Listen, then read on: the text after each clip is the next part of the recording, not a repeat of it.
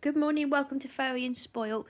Today I'm going to talk to you about grooming a nervous or aggressive dog. So I did a big old sigh there because this is kind of like an ongoing problem with me. So the situation is I have 3 dogs and I've groomed 2 of my dogs and everything's fine, no problems there. But we have Humps here and he is causing some problems. So he has been with us now for 5 months. He's come from South Korea. He has come from the meat trade. So in South Korea, they eat dogs. And he's one of the dogs that was living in the dog farm as a breeding dog. So we're not exactly sure how long he was there, but potentially 5 years, something like that. And he would have lived in a cage. And I won't go into it, but absolute horrendous conditions. And he suffered. He really suffered. And you can tell that just by the way he acts and how scared he is. So also he has terrible arthritis. So I'm assuming that this is down to the fact that he lived in a cage and didn't get any exercise or anything like that. And nutrition would have been terrible. So all of that has meant that he has come to us with terrible arthritis. Now, we've sorted that out. If you've got a dog with arthritis, it's so worth going to the playlist for arthritis because I have done loads of research on it and found some really surprising things. And so simple to sort out. Really, if your dog's got arthritis, it's worth going and having a look. But I'll put it up, the video up at the end. So the situation we've got is that when he came to us, he's fine if you touch the first half, the front half of his body.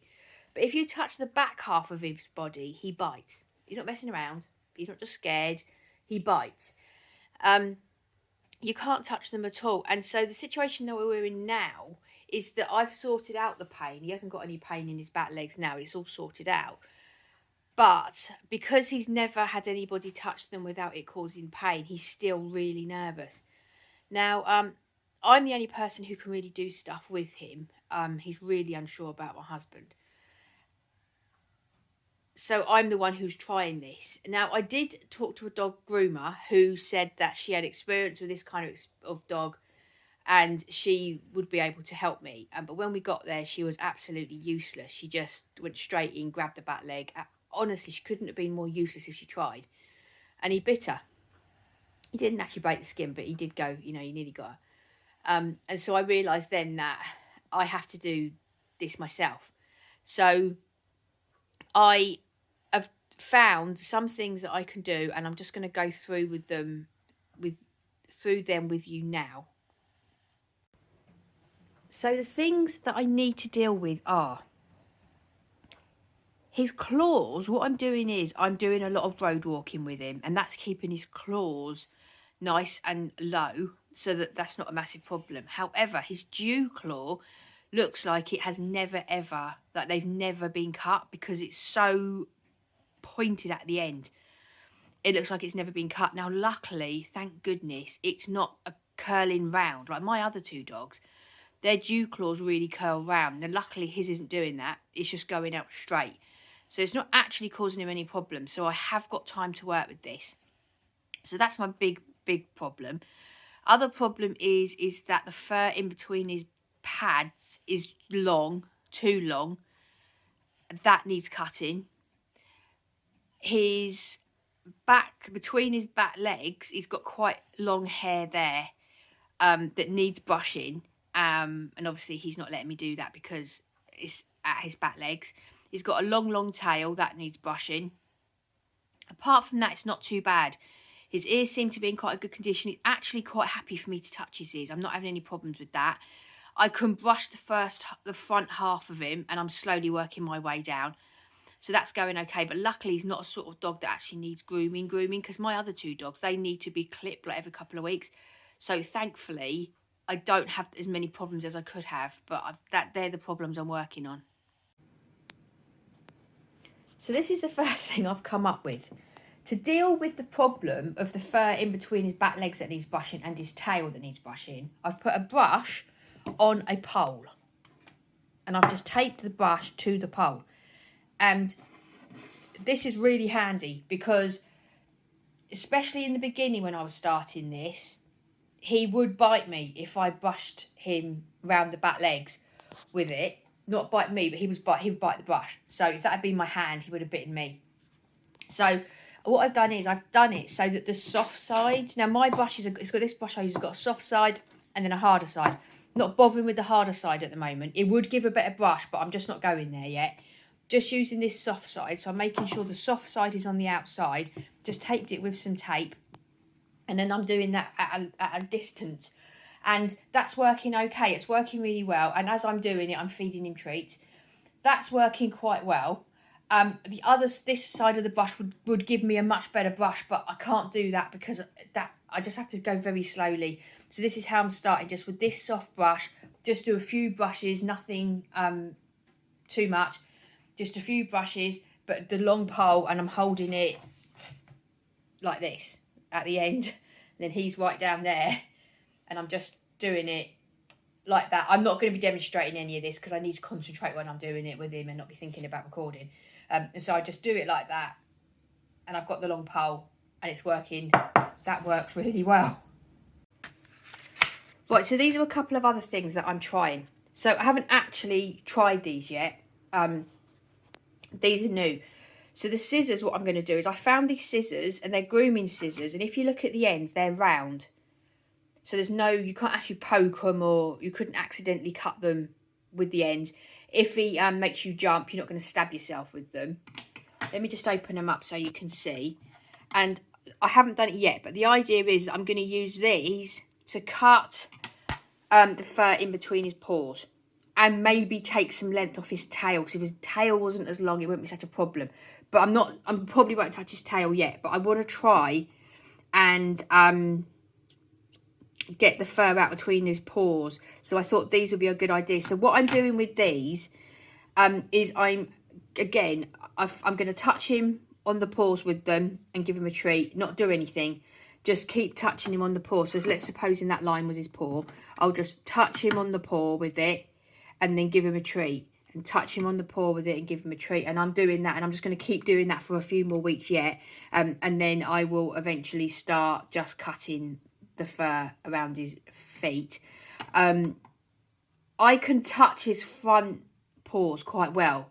I can hold his front paws quite well. So his front paws aren't going to be a problem. Back paws are going to be a problem because I can't touch them. So what I'm going to do is I'm hopefully going to be able to cut the fur in between his pads without actually having to touch the paws. If he's just got so used to having the scissors around, then hopefully he's going to be okay with that. The other thing that I'm going to do is this file. Can you see that? It looks really good, and it's just especially made for dogs. And it's just a file, but it's much harder than like a human nail file. I've actually got the packaging here because I've only just bought this. It's just a scratch me not claw file, and I just got that on Amazon. And I've got good hopes for that. So the plan is with this is that I'm going to do his dew claws with this. I've got quite high hopes for this because I can touch his front paws, and obviously dew claws are only on the front. Well, not obviously. If you only just got your dog, you wouldn't know. Dogs have dew claws on the front paws. They don't have them on the back, and they're not in line with their normal claws. They're back, further back. In fact, if you didn't know, you could easily miss it. But the fact that it's only on his front paws means that I should be able to do that. I've got high hopes for it. Now, his dew claw, and in fact all dew claws, they're quite loose. So what I'm going to have to do is actually hold the dew claw. And what I've been doing is, when I've been doing training with him, so I've trained him to do paw, which he did really easily. Some dogs just don't get paw, but he really got it really quickly. So I'm going to hold the paw, and I'm going to actually hold the dew claw and then do that along the dew claw. Now, I want to back up in a minute because I'm being a bit flippant about this, because there are going to be dogs out there where you can't touch their front paws, and that is going to be hard. It's going to be hard. I taught my dog him paw, but he's one of those dogs who naturally just puts his paw on you a lot.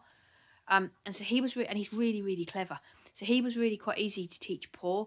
So I taught him paw, and then when he gives me the paw, I actually touch the dew claw. So bit by bit, and all of this is happening really, I mean, we've had him 5 months. So this is happening over a very slowly over time. So I'm holding on to the dew claw as he's giving me his paw. If you've got a dog and you can't get him to do paw, they won't learn to do paw. What I think I would do is I would just the dog would just have the paw on the floor. I would give him a treat. So he has to let you touch the top of his paw, and then you give him a treat. If he lets you touch the top of his paw, give him another treat, and then work that round slowly until you can actually rub the bottom of the paw, until you can actually rub the pads, and then go on to touch the dew claw. And don't rush it. If it takes weeks and weeks, if it takes months, it takes months. You got to do what you got to do. If the dew claw has gone all the way round, if it's one that's curled round, if it's curled all the way round and it's going into the skin, needs dealing with. That's urgent, because that will get infected and cause them an awful lot of pain. That does need dealing with. So either, it's really difficult. It's a really, really hard problem. You know me, I'm not a massive fan of vets. I think vets, I'm just not a fan of them. But I think if I was in that situation, I would talk to my vets about possibly sedation. I'm really not a fan of sedating dogs. I think it must be really, really scary for them. I would rather put the time in and let them trust you in their own time. But if the dew claw is gone all the way around and it's going in, they are going to be in a lot of pain and it's going to get infected, and that could get very serious. So in that situation, I would talk to my vet. But because his isn't going round and it's just straight, I've got time to get him to trust me. And so I'm able to do that bit by bit by bit. So this file, now I've only just got this file today, so I'll start with this file. And so what I will start doing is I'll just put it on his paw, tap his paws, give him a treat, tap his paws, give him a treat. And I will just keep doing that until I feel confident enough. The reason that I think this file will be better than clipping, or there's that other thing, for the other dogs, what we do is we've got it's a nail file thing, but it's actually electric and it spins round, but it makes a lot of noise, and I just don't think it's. If you've got dogs where you need to cut the nails all the time, it's fine, but because with Humps, we're road walking him, and so we're road walking him a lot. I mean, not just road walking him, but a lot of his walks are road walks. So that's keeping his claws really short. But obviously, because the dew claw doesn't touch the ground, that doesn't make any difference. I personally don't have the confidence to clip it. I think he probably would let me clip it. But the reason that I'm not is because I don't have the confidence to do it, because my husband actually clips other dogs' nails. I'm not confident with it. I'm so worried about cutting through the quick. If I did that, I could do so much damage with the trust he has for me. He really, really does trust me, and I don't want to ruin that. So I'm figuring that this is going to be better. It's going to take a lot longer, but I'm figuring it's going to be better. So I'll do a follow-up video letting you know how I get on with this. Right, this is the other thing that I am using. It's actually a back scratcher. I just got it on Amazon. It's just a human back scratcher. But the beauty of it is that it's really, really long. It extends out really, really long. So what I've been doing is I've just been touching around his back legs with it, because he just isn't used to anybody touching his back legs without there being pain. And so even though he hasn't got the pain now from the arthritis, and the legs are... Oh, go and watch my arthritis videos. I'll tell you all about it in there. They're so incredibly much better, and so there's no pain there now. But he hasn't forgotten the memory of if you touch him at his back legs, it really hurts. And in those places, they just throw them around and beat them and awful stuff. Oh, actually, that's a very, very, very good point. The pole with the brush on it, something that you need to be aware of, and I was very aware of this, was that he may have been beaten with poles, because I've seen videos where to get the dogs to go where they want to go, they just beat them with poles. And so I was very aware that I was coming at him with a pole. And so I had to go very slowly with that. But he didn't, I think because I used treats and all of that, he didn't show any signs of being bothered about that. But it's definitely something to think about if you've got a nervous dog. It may be that someone's hit them with poles and stuff. So back to my back scratcher. This, honestly, has been absolutely brilliant. Absolutely brilliant. So what I'm doing is I actually, in the evenings, I just sit with them and do this. When I say them, it's because they all want to turn on it, all of my dogs. And I just do this with it. And I do this all around his head and all around his ears. And we go on his belly and all around there. And it is a great way to brush him. But actually, as it happens, he's letting me brush him. But if your dog's not letting you brush them at all, this is a great idea because you can do it from a distance. So if they are likely to snap or if they're a bit nervous about being touched. And it's so relaxing. I tried it on myself. It's so relaxing. Really, really relaxing. I actually do this around bonfire night just to try and relax them a bit more because it's so relaxing. And if you're relaxed when you're doing it and you're putting a relaxed energy into it as you're doing it, you just do it slowly like this. Nice and relaxed. It's really lovely for them.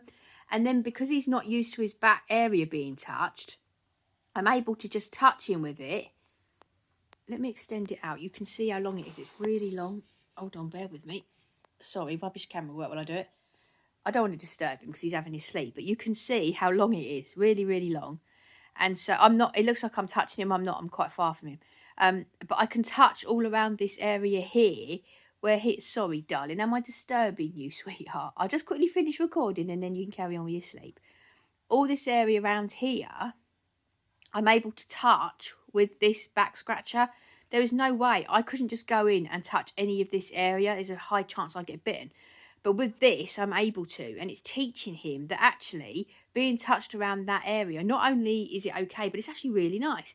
And it's a really nice thing. And again, it's something that I'm having to go really, really slowly with. I'm not rushing it at all. But it's just a really good way of getting your dog used to being touched. And at the same time, it actually does take out a surprising amount of fur. Surprising amount of fur comes out just with that little brush there. This has actually been one of my genius ideas. I'm very proud of myself for this idea because it's really, really helped no end. And my other dogs who have no problems with being brushed, they just love it. But do watch. One of my dogs, where is he? Oh, he's over here. Hang on, let me show him to you.